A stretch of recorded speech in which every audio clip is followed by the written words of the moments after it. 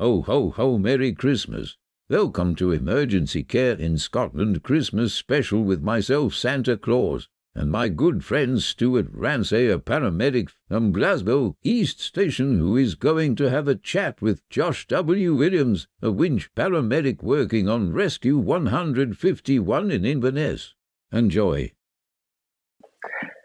This is Emergency Care in Scotland. My name's Stuart Ramsay. I'm a paramedic working out of Glasgow East Station, and I'm here with Josh Williams, who is a winch paramedic with the Coastguard. Yeah, hi Stuart. Yep. So I've been working as a winch paramedic since 2009. Prior to that, I was with the Scottish Ambulance Service full time, and I'm currently working out of Inverness on Rescue 151 as you said, as a winch paramedic.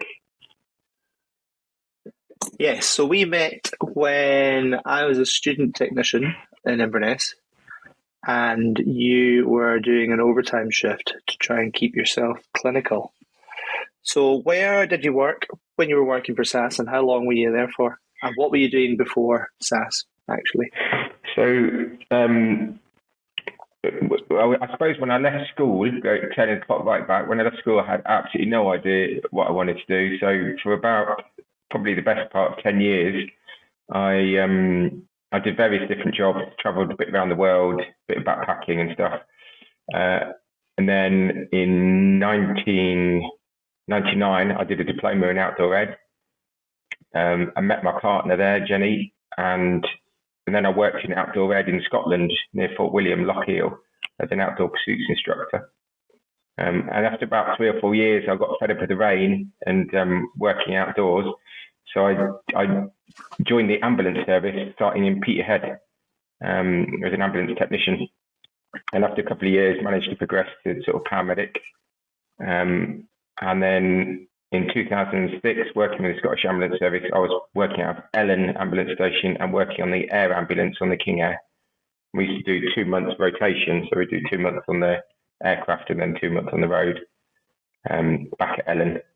And that fitted quite well. And then in 2009, I got offered a position with Bond Jigsaw, which is a private entity in terms of BP, paid for oil and gas search and rescue, and working in the North Sea. So I started doing that in 2009. And that took me through to 2011 when I joined CHC, that was running the contract for the Coastguard helicopter, working out of Sunbury in Shetland. And so I joined Oscar Charlie, as it's affectionately known, the aircraft in Shetland, as a winch paramedic. And then in 2015, when Inverness opened, I managed to transfer down to Inverness, and I currently live near Inverness and work out of Inverness. We've got quite a similar background, to be honest. So I was a lifeguard from when I left school, and I worked abroad at summer camps, and basically I was working in Stornoway as an outdoor instructor as well, but only for a couple of months at a time. Whenever I find a job abroad, I would go and then come back. And then I just got fed up of there's only so long you can sit on a beach for, and I ended up working for the ambulance service in Banff, not far away from Peterhead. Yeah, that's right. Yeah, I remember now. Yeah. And then got transferred to Inverness, and then from Inverness I came down to Glasgow to start my paramedic training. I do remember doing that shift with you, actually, because I think, did we get a transfer down to Glasgow? Yeah, we'd ended up not doing a lot of work because the back was full, and we just shared the driving and went for a spin, basically. Yeah. And you were gutted because you wanted to see Yeah. Yeah, no, it's a good shift though. But I think because of that, we kind of chatted a lot and kind of struck up a bit of a friendship, didn't we? Bit of a friendship. Yeah. So if we're talking about search and rescue, so who pays for it? How is it paid for in Britain? So up until 2015, there were only 4 bases that were paid for directly from the Department for Transport. And the Department for Transport paid the bills, but the Maritime Coastguard Agency, the MCA, they managed the contract on behalf of the DFT, Department for Transport, and that's all UK wide.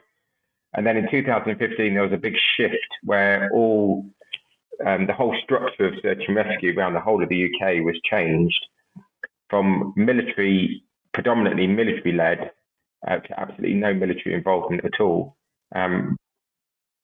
Okay, so who pays for search and rescue? How does it work? Yeah, so Department for Transport pays the company that's won the contract to deliver search and rescue. The company that I work for is Bristow. Bristow Helicopters run the 10 bases around the UK, and that's delivering 24/7 all-weather search and rescue. And am I right in thinking that it's an international thing? All countries pull in together and put money in a big pot, or is that something else?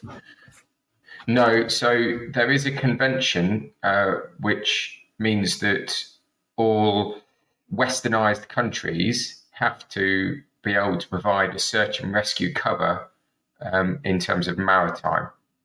So that's global, but in terms of who funds it, it's absolutely not together. It's the UK taxpayer pays for the British search and rescue, and like Southern Ireland, for instance.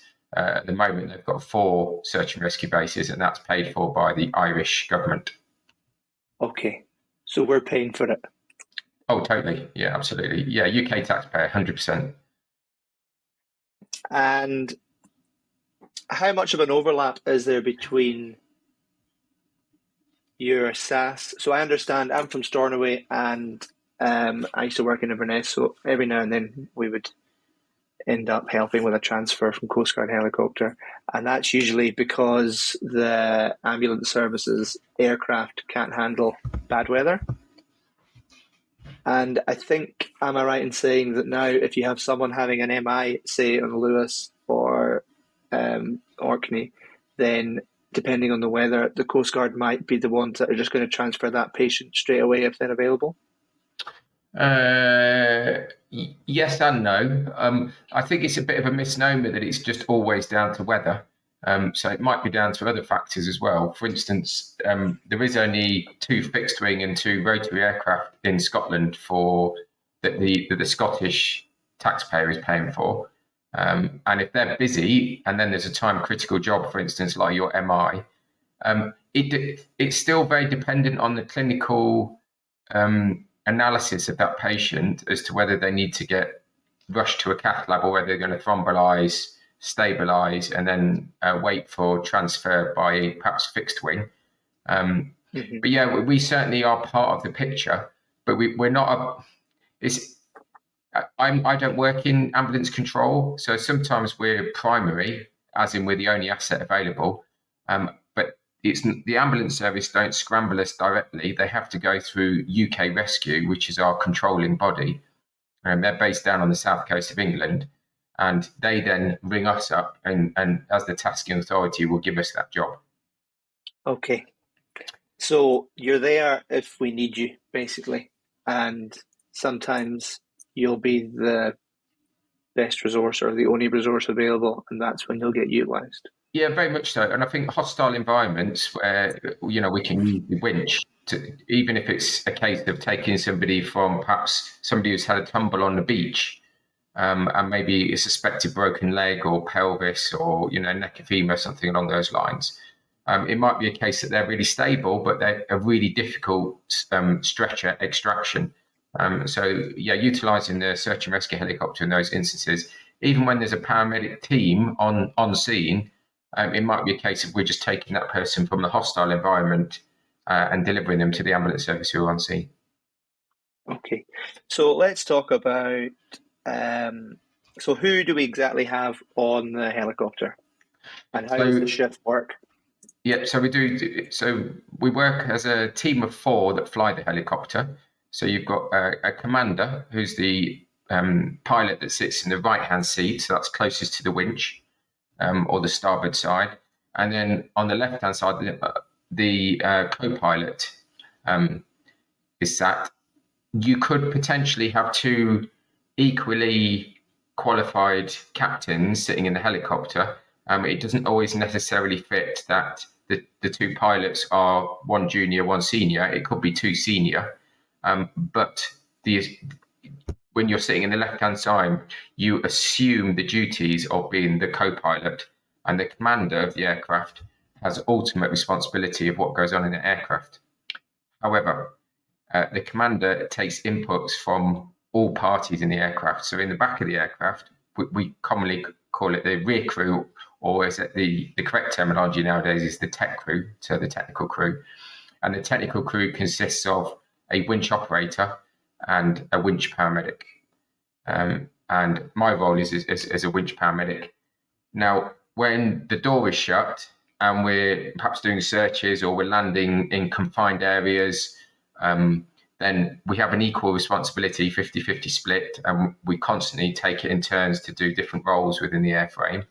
A big part of our job is making sure that, we aviate, navigate, and then we arrive on scene, and then perhaps we can start medical interventions. But we have a big part to play in making sure that the aircraft is safe, and that we can use like the camera systems on board, the moving map display systems, the tracker light, the big floodlight that we can use.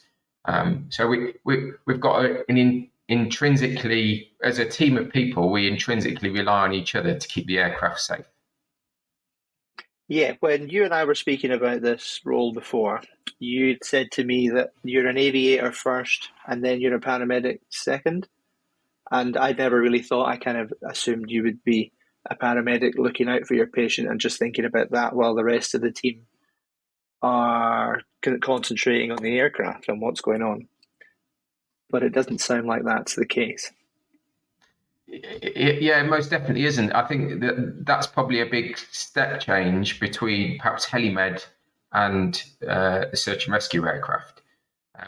Although having said that, helimed is a single pilot operation, and I'm well aware that the medical team that are on board the aircraft have a big part to play in making sure that helicopter stays safe. So they'll be looking at maps, doing checks for the pilot, those sorts of things. But I think because we, as you alluded to earlier on, we do fly in quite hostile conditions and hostile weather. And when it's really poor visibility, perhaps strong winds, snow showers, all that kind of stuff, then all four of us in the aircraft have a big responsibility to make sure that we're looking out for the aircraft and each other. Yeah. Yeah, I mean, you're not going to be much use to anybody if something happens, someone's missed something. Yeah, I suppose what I haven't alluded to, and maybe this is a clearer point as well, although paramedicine is absolutely a practical application of your clinical understanding, your clinical knowledge, and the clinical framework that we work in. But actually, as a paramedic, from the moment the phone goes and you get tasked a job, you're making a paramedic assessment from the absolute outset. And maybe if I can paint that a little bit clearer, if the weather's a beautiful sunny day and it's the daylight hours and somebody's perhaps on top of Ben McDewey in the Cairngorms and they're fallen over and they think they've broken their lower leg, then absolutely we're going to be on scene there within 15 minutes, maybe 20 minutes, landing the helicopter probably fairly close to them. And that's quite a straightforward job. If we then put that into the middle of winter, nighttime hours with snow showers coming through, the same situation, exactly the same location, Ben McDewey, lower leg injury, we've now got a whole range of different other factors to consider because they are in a hostile environment and it's atrocious weather. So we now start needing to build in, okay, well, let's do a risk assessment based on what we know, the information we know, and then that allows us to respond accordingly. So in other words, we won't necessarily get the helicopter close to that casualty, but we'll be able to understand the extremes of weather, hypothermia, exposure, and whether we can get a mountain rescue team working with us that are then able to access that patient, stabilize them pain-free, stabilize the limb, and then perhaps do a stretcher extraction to a location that we can get them from. That kind of thing goes on. So although I haven't actually seen the casualty, I've used my paramedic knowledge as best as I possibly can in that situation. Does that make sense? Yeah, absolutely. I've recently done a podcast on staff welfare, and it was with a consultant from the Royal and A&E, and we were talking about the differences. And one of the main ones is, as a paramedic, is just the absolute unknown situation that you're going into. Even if it does say on the screen, 84-year-old woman fell down 2 stairs, it doesn't mention her neighbour that's a drug dealer who's having a huge party, or her dog that's trying to bite you. And I think just drawing on experience, when you see something on the screen, there tends to be, you start thinking, right, yeah, that could be that, or this could have happened, and you start becoming quite cynical about where things could maybe go wrong here, or where there's probably not truth happening. But I think that's just down to experience. But then it's the same thing, really. You're thinking about what you in the past have come across as a problem, and I think as my career's progressed, and you see things deteriorate, or you get into situations that shouldn't really be dangerous, or maybe aren't dangerous but have the potential to become dangerous, you draw on your experience and you think, oh, I'm not going to let that happen again, or this happened last time. And 99 times out of 100, the deterioration or the situation that you faced the last time isn't going to come to fruition, because it's just been random.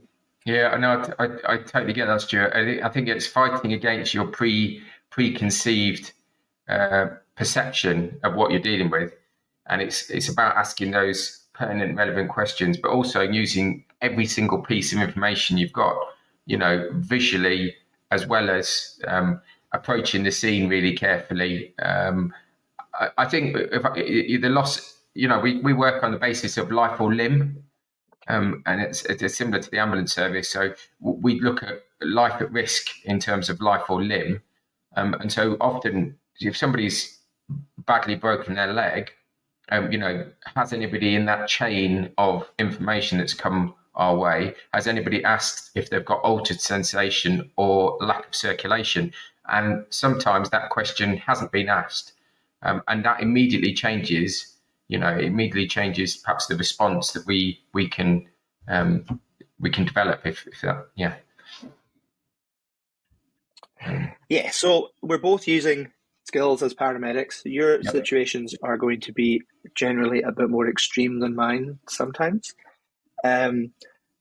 If we could just try and think about the skills that we have to utilize before we even get onto clinical decisions or how we're going to care for our patients.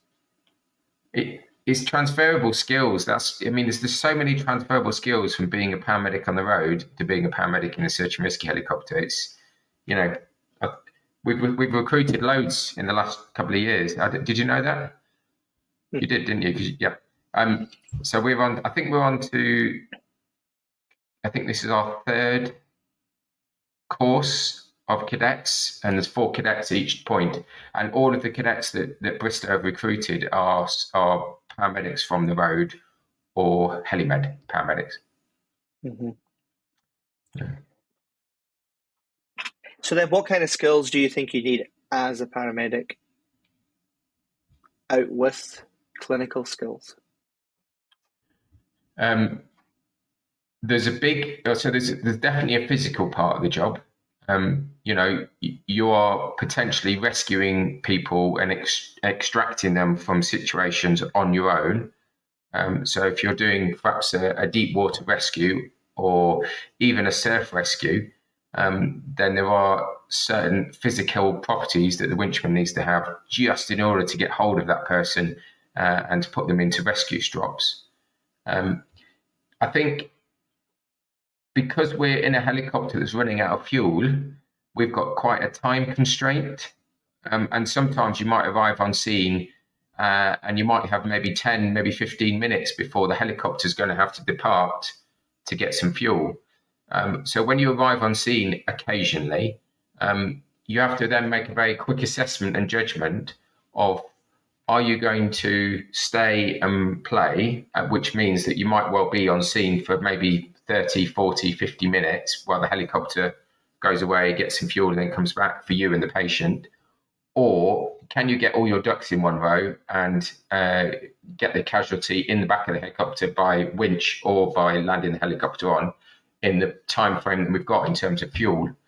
And there's another aspect to all of that as well, is that when you start looking at major trauma centres within Scotland, MTCs, I think road paramedics, generally speaking, will have that set in their mind. So I mean, I haven't worked in Glasgow, so I don't know. So I'll be really interested in knowing how this works. But if somebody ticks the MTC, major trauma centre triage, presumably you just go straight to QE with those.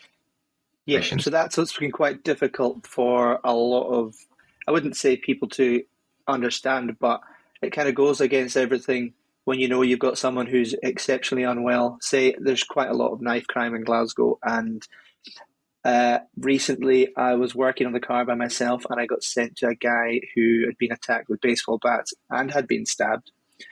And his injuries, he had a chest wound, but all of his obs were fine and he looked okay. And I was just thinking, he's either going to deteriorate very quickly without warning, or he's going to be absolutely fine. And I think because of that, I was very close to the Royal, and I was wanting to take him to the Royal because it was the nearest place, and I knew he would get looked after just as well. But at the same time, it's not the right place because it's not the major trauma centre, and they've got everything in place for that. But then secondary to that, the Queen Elizabeth's probably one of the busiest or fullest hospitals in Scotland. So I just wonder sometimes if you phoned them and you said, well, maybe this person isn't all that bad, I'm very close to the Royal, and they were exceptionally busy, which sometimes they are. And I don't just mean busy, I mean struggling for beds, and maybe the Royal would be the best person for them. So that's what we have to do, is take them past the hospital that you know has got world-class care available in it to the next hospital, which is another 15 minutes, 20 minutes away. Yeah. So, I mean, in terms of the search and rescue helicopter and how we work as a team, if we've got a tasking from Inverness maybe to Glencoe, somewhere like that, Glencoe has got the nearest available hospital as being the Belford, which is in Fort William. And flight time from Inverness down to Glencoe is probably about 40 minutes, something around that region, maybe 30 minutes, depending on the weather. Once we've arrived on scene and recovered the casualty. Now, generally speaking, people in Glencoe who are needing mountain rescue or search and rescue helicopter, and probably both, have high mechanism of trauma. You know, they've probably fallen a significant amount of distance, and they might even have polytrauma, reduced level of consciousness. So they tick all of those boxes for an MTC. Now, the major trauma centre is Glasgow for us from Glencoe. That would be the nearest available. And flight time's probably about 40 minutes from Glencoe down to Glasgow, landing on the rooftop. However, if we were to go to the Belford, which is kind of backtracking our way into Fort William, we've got probably a consultant-led A&E there, which is excellent at stabilising casualties. However, more than likely, if someone's suffering from polytrauma, they will get an onward transfer to Aberdeen or Glasgow, maybe up to Reagan or up to Inverness, maybe, depending on all sorts of different factors, I guess. So we, as a paramedic on scene in those situations, we've got to work out what's the best path for this casualty. And I haven't even talked about ambulance transfers. So if we're taking a patient from Glencoe back to the Belford in Fort William, we're then doing a secondary transfer and using the road ambulance in Fort William, who's then transferring a casualty from our landing site to the hospital, which can take anything from 10 to 20 minutes. So when you build in all of those time factors, you know, if somebody is hemodynamically stable and maintaining their own airway, then actually heading down to Glasgow is probably the best option for those. You know, it's a one-stop shop. The interventions that they've got available to them for casualties that have significant trauma, and they might well be compensating. You know, you were just talking about that with your stab patient. Is somebody hiding something more sinister? And I think from from being on the hillside in Glencoe in horrible weather, I couldn't tell you whether they have or haven't. But what I can tell you is they've fallen 20 feet. Yeah, so they're at high risk of having something. And these trauma centres, they've got extra training, extra money. It's the right place for these patients to be, even if at the time it might not seem the most sensible place to take them. Well, it's a really interesting point that you make there, because when you're on the road, you're actually driving past a really good, really amazing hospital to get to an MTC. I always think to myself, it's kind of flying in the face of what we've done for years. Yeah, and as a paramedic, so the odds are if I'm going there, I might have EMRS or the trauma team helping me, at which point that decision kind of is out of my hands. But I don't really need to make any decisions because I've got an advanced paramedic and I've got an A&E consultant with me who is going to do any of the interventions that are needed. Any of the interventions in the hospital are pretty much going to be able to be done in the ambulance if needed. So I'd quite happily spin around all day with them in the back of my patient because I'm not doing anything.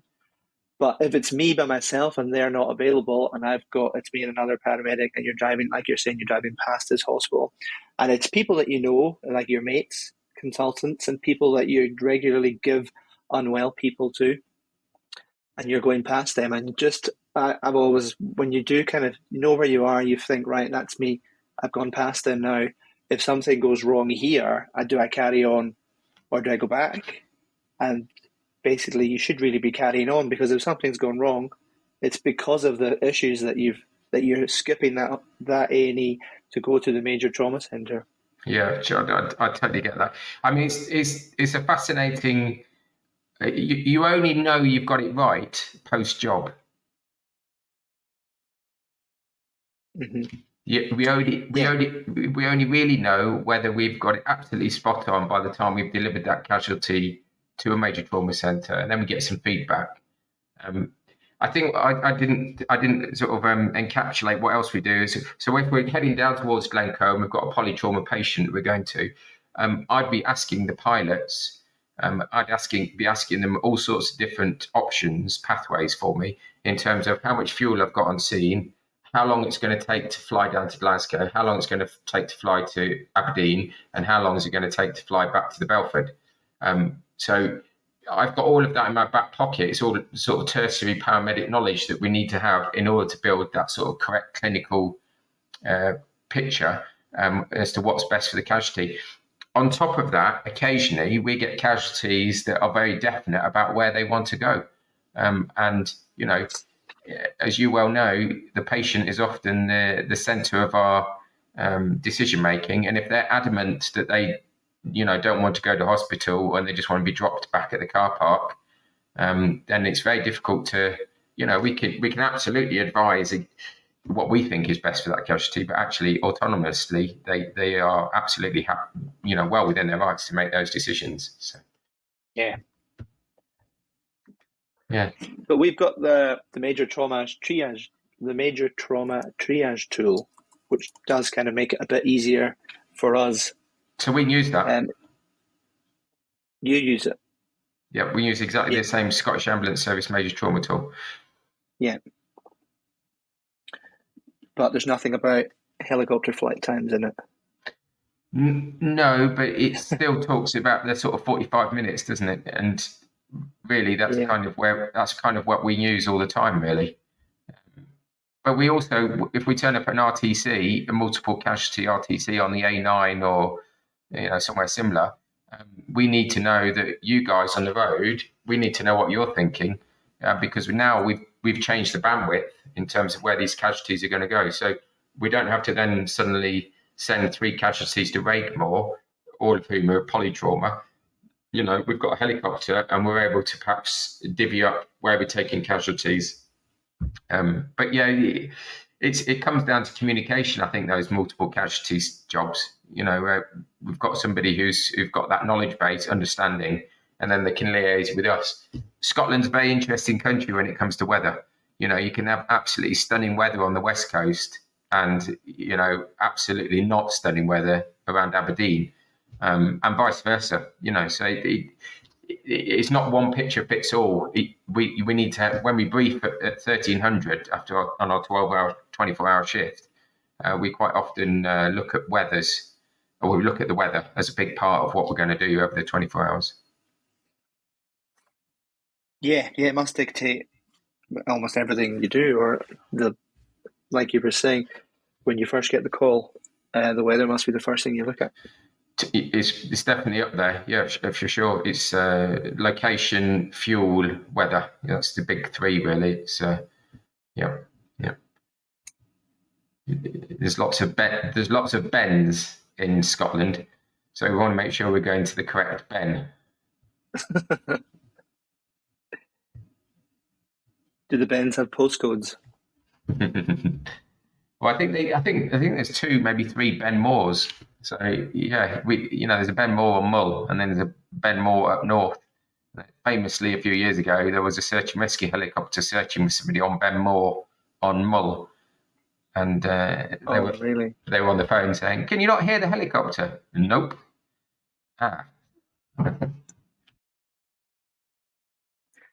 So if we think about all the decisions that are having to be made, there's 4 of you in the helicopter. Everyone's going to have their own opinion on what's best for, well, I suppose number 1 is to keep the aircraft functional and in the air. And then number 2 is going to be what's best for the patient. And then number 3 is maybe what's going to be, I mean, I know what's best for most of my patients, but it's not always feasible. So sort of meet in the middle where you can have a compromise between the aircraft and what's best for the crew and what's best or needed for the patient. So there's going to be a lot of human factors involved. And I remember reading something about Asian airlines, they had the biggest crash rate back in the 80s or 90s. And it was basically because the co-pilot had too much respect for the pilot. I think they had to bow to them at the beginning of a shift. And then when they started getting things wrong, the co-pilot didn't correct them. And it sounds to me as if, I mean, if you've got 2 operators that are basically qualified the same, but one's doing the co-pilot's job and the other is the commander, it sounds like there's already a bit of understanding there. Yeah, well I couldn't agree with you more in terms of, it's a really good observation. Now, CRM, Crew Resource Management, which is a tool that we use to understand how we interchange ideas and how healthy it is that people question each other. And it's amazing how you can become very task-focused in a search and rescue helicopter, and just pushing that away and being able to question things in a really structured manner sometimes allows a much simpler way to solve a problem. And the commander of the aircraft, although has signed for the aircraft and is ultimately responsible for what goes on in that aircraft, there's lots and lots of things that go on where the commander would never necessarily tell me how to be a paramedic or how to be a winch operator, but would absolutely be in their rights to question my decision making. And I accept that as absolutely part of my job. So I need to justify and explain to them why I've made the decision I've made. And we really embrace the idea of being able to question one another.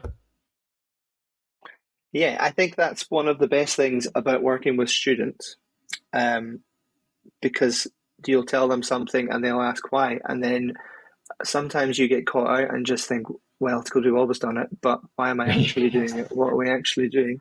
Yeah. I seem to remember you saying something like everyone has a voice and everyone deserves to be listened to. Mm-hmm. And I was listening to another podcast before talking to you, and someone said, we've got 2 ears on one mouth for a reason, and that's because we should be listening more than we're talking. And I've been in situations, not even necessarily life-threatening or in hostile environments, where you've had people who are task-orientated, and it's remarkable when you see it. They just want to do that one thing, if it's cannulating or if they want to do something else. And before you know it, they've just missed the bigger picture. There's a crane with a big bag of bricks hovering over their head, and they don't see it. Yeah, I mean that's most definitely. I mean, your eyes and ears in the helicopter. Once you're out of the helicopter on the side of a mountainside, we use what's called polycon. So I've got a communication with the aircraft, and quite often I will hear the crew in the aircraft, either the pilot or the winch operator, just mention a little golden nugget to me, and I've forgotten about something. Or perhaps my bag is in a position where the downwash of the aircraft means the bag's suddenly going to roll down the hillside. So they're looking out for me all the time. It's so dynamic. That environment that you work in is so utterly dynamic. You've got to be super careful about what you're doing and how you're doing it. Putting patients in stretchers on a hillside, all of a sudden you're creating a toboggan. Or the potential of the downwash of the aircraft to flip the stretcher. So as soon as I've done that, and somebody who's strapped in with their arms in, they're not going to be able to right themselves or defend themselves. So immediately when I've done that, I've always detailed somebody to look after that casualty and stretcher, and they don't take their hands off the stretcher. So I always make sure that I've got ideally somebody from mountain rescue, because the downwash of these aircraft it can change a simple rescue into unbelievably hard work within seconds, simply by the amount of downforce and the air displacement that the helicopter creates.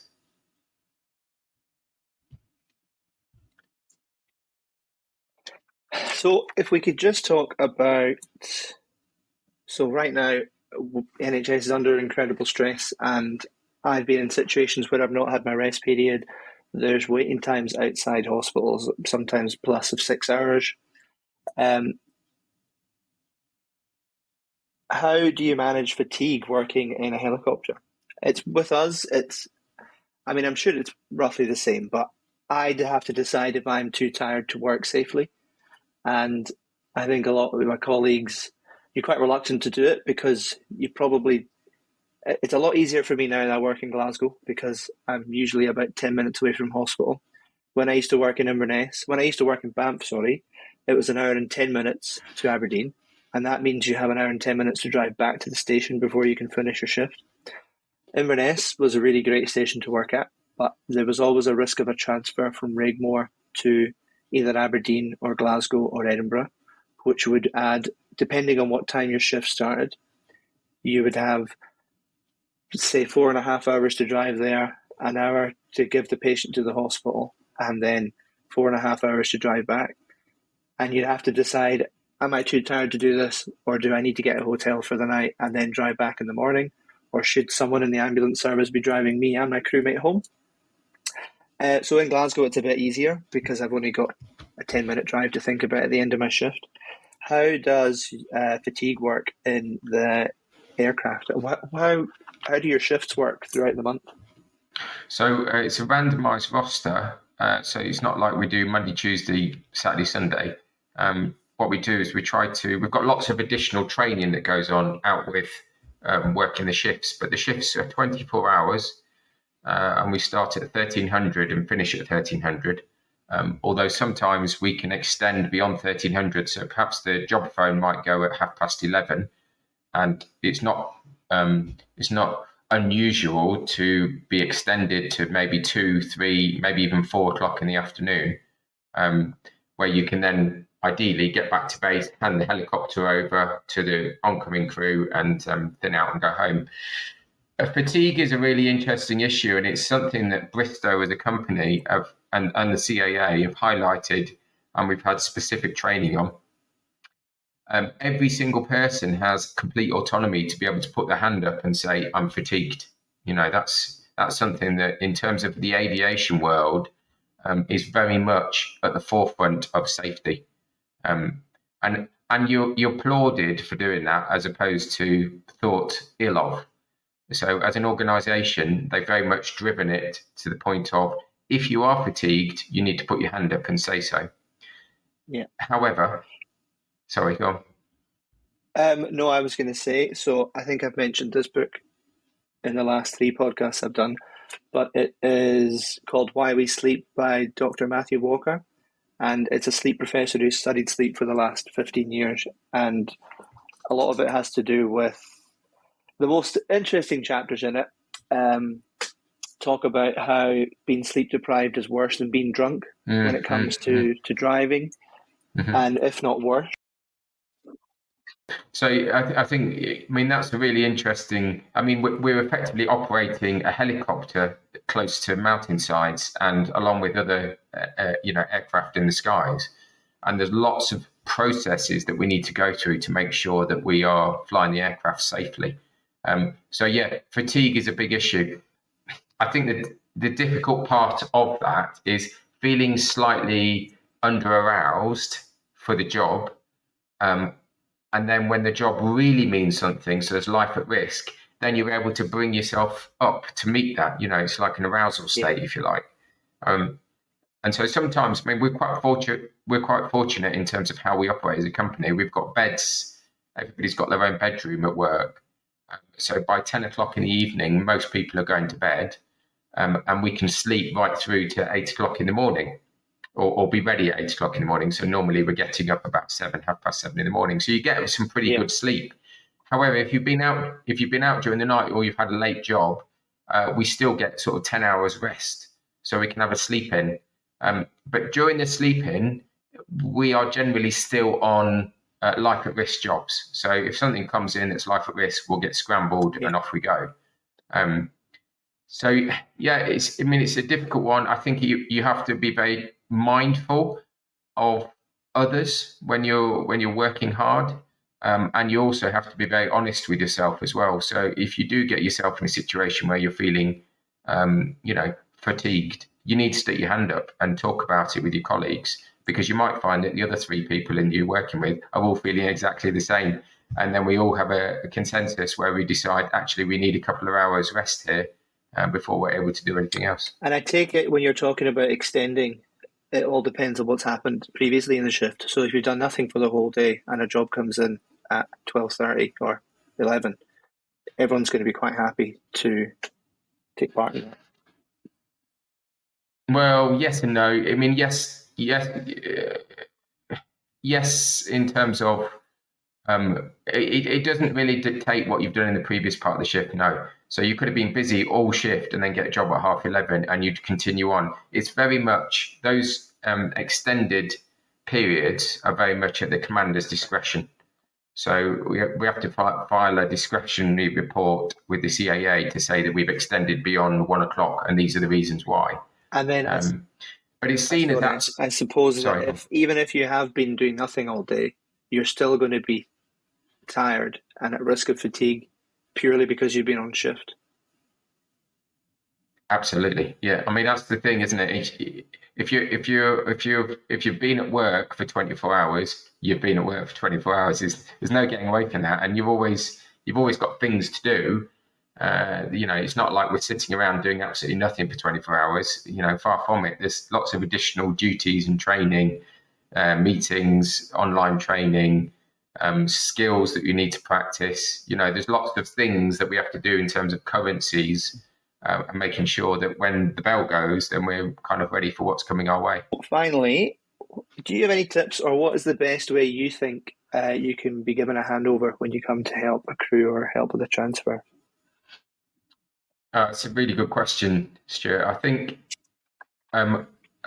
we like to make use of the expertise and the knowledge that's already on scene. And so depending on where we are and what's wrong with the casualty, we might well elect to see if the ambulance crew on scene, perhaps one of them, or maybe both of them, depending on what's wrong with the casualty, are able to come with us in a helicopter. That completely minimises the amount of time that we need to take in terms of handover from clinician to clinician. But also in terms of patient care, it means they've got this constant that's been arrived at scene, stabilised, packaged, and then transported and delivered to A&E, for the handover. I've been involved in a few jobs where I've made use of the paramedics on scene or the technicians on scene and we've taken them with us, and it's worked really well. The only aspect I would say is that if we're thinking of how we're going to transfer somebody, particularly if they've been immobilised, what you need to put them into in terms of either the split stretcher, a split orthopedic stretcher, or a vacuum mattress in order to transfer them in a helicopter, that will speed things up immeasurably. So if you've had the ability to already pre-package that patient, then it means it's a very swift transfer, because obviously trying to get all of our kit out and do a transfer once we arrived on scene, and inevitably when you get a helicopter anywhere near you, it becomes really difficult to communicate. They're so noisy. So before you arrive, consider this patient's probably definitely going to be going in the helicopter anyway. Yeah. So get them ready for that and have everything sheltered and protected that's not going, so it doesn't blow away. Yeah, that's a great shout. Yeah, no, this is a really good point. I mean, we'll try to assess the scene, and we've also got airwave on the aircraft, so we're able to do a point-to-point. So we'll have requested through UK Rescue and Ambulance Control the ISI number for your airwave handset, and we might well be trying to call the ISI number of the paramedic on scene, so we can establish communication. So just for everyone, airwave is the little handheld radios that police, ambulance use, and what you guys. So the ambulance will have an airwave in it, and each crew member should have their own airwave radio, and you can speak to control, or you can go on a talk group where multiple groups are talking at the same time, relaying information. When you consider Scotland, you can be pretty much anywhere in Scotland in under an hour. You realise how unbelievably not capable, but what an unbelievable asset aviation is in Scotland. So you can transfer a patient to the right hospital first time around for definitive care in under an hour from anywhere in Scotland. Yeah. When you talk about, I've always thought PPCI is just unbelievable. And I can just imagine, I don't know what the figures are, but there must be hundreds of people who should just be dead, basically, who have had their heart attacks dealt with by the right person at the right time, taken to the right hospital, and then made a full recovery and then gotten on with their lives. Whereas before helicopters and fixed wing, I think living on the islands especially must have just been not a death sentence, but if you had a heart attack or a condition like that, then your chance of survival must have been minuscule compared to what they are just now. And recovery, yeah, I would agree with you. I mean, we've had some great saves off the mountains, exercise-induced MIs for healthy people, and they've literally started having their heart attack, on the side of a mountain. We've been airborne training, got retasked, landed on, put the patient on board, quick 12-lead ECG, off to a cath lab or PPCI, probably Aberdeen or Nine Wells or down to Glasgow. And we deliver them to A&E normally, and they'll go straight through to the cath lab. And those people, 2, 3, 4 stents later, a week later, they're walking out with no scarring on the heart at all. And you're just like, wow, in terms of point of collapse in a really hostile, remote area in Scotland, being delivered to a state-of-the-art PPCI, in under an hour is just, it's amazing, isn't it, really? Yeah. So if we go back a little bit towards the handover, so for any students listening, we would expect that you're going to do an at-mist handover to a major trauma team, which, I've been a paramedic now for almost 3 years, and I was a technician for 5 years before that. It's quite daunting having to do a handover, let alone a handover to upwards of maybe 15, 20 people. And they're all listening to you for the information that you have on the patient and what you've done with them. And I think you said before, what I found is quite important with the handover is just keeping it as brief as possible, but giving the pertinent information. So ATMA stands for age, time, mechanism of injury, injuries which you have seen or suspected, signs and symptoms. So that would be any observations out with normal parameters or things that have happened while you were on scene, and then any treatments you've given. So just from my experience and what I found is very beneficial, I quite like to give a handover to my patient if they're conscious and able to listen. I'll tell them what I'm going to say and who I'm going to say it to. Usually when I tell them something, they can pick out any mistakes I've made. If they're not conscious and not breathing, I'll say, and if I'm on my own, I'll say it to myself, and I'll say it to myself just before I arrive. And if I've got someone with me, I'll say it to them and just say, have I missed anything? Is there anything else? And I've found doing that 2 or 3 times, by the time you come into resus and there's 20 people staring at you, you've already practiced it once or twice. You've found any mistakes you've made, and hopefully you're not going to say them again. That's a really good idea. And I don't think I've ever done that with my patients, but I will do in the future. I think that's a brilliant idea. And they might even add to it, so it might not be that you might have just missed something, and, they just say, oh, what about this? We know what about that. So, but I think in terms of students, I think less is more. And, what I often say is use the impact of, the insult, the timings, I think, are really important. And the mechanism is really important, particularly with a trauma patient.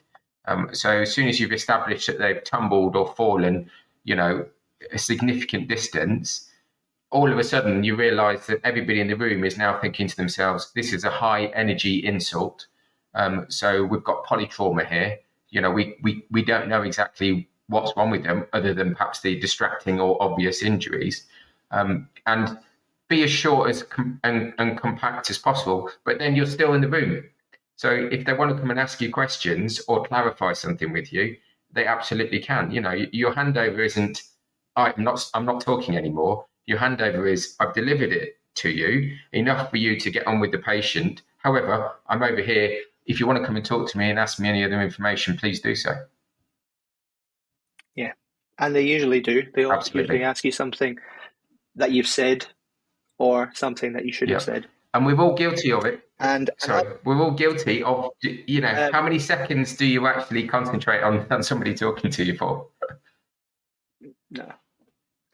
30 seconds max, I would say. Another little tip is write down the patient's details on a separate piece of paper with their address, their date of birth, and their CAI number, and give that to someone because they're usually desperate. I've had people interrupt my handover to get details of the patient. So if you've done that before, and even better, if you're sending someone to the receptionist so the nurse doesn't have to phone the receptionist to then book the person in, you're skipping out one person who's having to phone someone. And when someone asks you if they're booked in yet, you can say you've done it already. And then that's one important thing that hasn't been done is done before you even get there. And the relevance of that is obviously that they're able to look at the patient's history, which is really relevant in some cases. Ho, ho, ho. That was very interesting indeed. Thanks for listening to Emergency Care in Scotland. Merry Christmas.